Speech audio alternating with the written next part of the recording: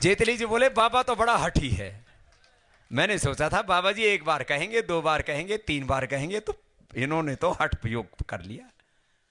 मैंने अभी गडकरी जी से बात की, गडकरी जी इनका मैनिफेस्टो देख रहे हैं। मैंने कहा गडकरी जी ये करना पड़ेगा, नहीं किया तो फिर मैंने कहा अब ये अखाड़ा अलग खोलना पड़ेगा। बोले नहीं बाबा जी मेरी जिम्मेदारी है। देखो एकदम सीधी सीधी बात करते हैं हम, हमारा कोई लुका छिपी का खेल नहीं है, हमारा किसी से कोई रिश्तेदारी नहीं है। साधु बने हैं तो सत्य की, धर्म की, न्याय की प्रतिष्ठापना के लिए बने हैं। ये किसी को सिंहासन पर बैठाना हमारा मकसद नहीं है, और सिंहासन पर बैठाना भी एक मकसद के लिए है, और वो मकसद किसी भी कीमत पर पूरा करवा करके रहना है।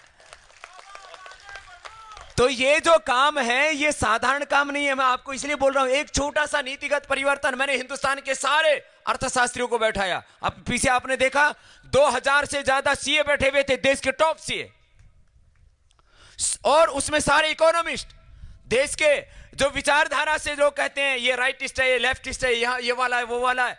देश में जेएनयू के प्रोफेसर अरुण कुमार जी वो कहते भैया ये तो बहुत मतलब एक ऐसा आदमी है जो कभी भी किसी के पक्ष विपक्ष की बात नहीं करता, सच है वही बात करता है। मैंने उनको ला करके बैठा, उन्होंने कहा ये सच है, हिंदुस्तान में ब्लैक मनी और करप्शन ना होता तो हिंदुस्तान की अर्थव्यवस्था 114 लाख करोड़ की नहीं 1000 लाख करोड़ की देश की अर्थव्यवस्था होती।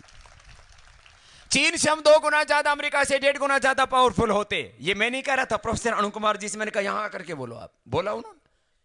क्यों हुआ? क्योंकि इकोनॉमिक पॉलिसी, क्योंकि टैक्सेशन की पॉलिसी देश में ठीक नहीं है। मैंने शब्द का इस्तेमाल किया, टैक्सेशन, टेररिज्म, इकोनॉमिक अनार्की, आर्थिक अराजकता देश में छाई हुई है। तो मेरे से सबने कहा बोले बाबा जी इसको बदलने के लिए तो 3 में बदलाव लाना जरूरी है। जरा 3 बातें कुछ लिख लो, ये बड़ी काम की चीजें हैं। आज आपको एडवांस ट्रेनिंग देने के लिए बुलाया है। क्या? Corrupt politician, corrupt businessman and corrupt executives.